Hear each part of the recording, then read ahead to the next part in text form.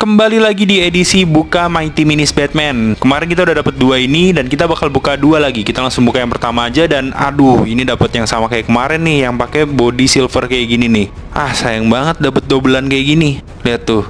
Ya walaupun Batman ini keren sih. Kita langsung buka yang kedua dan kira-kira dapet apa ya? Wah, ternyata kita dapet Batman yang warna biru. Kita langsung rakit aja Batman-nya dan ini dia hasilnya. Dia tuh pakai sayap ya, jadi lebih keren dari yang silver menurut gue. Nah, kalau kalian gimana? Kalian lebih suka Batman yang biru, yang silver, atau yang hitam kayak gini nih? Tiga-tiganya keren sih sebenarnya. Tapi menurut kalian gimana? Mana yang lebih keren dari ketiga ini? Komen di bawah ya jawaban kalian.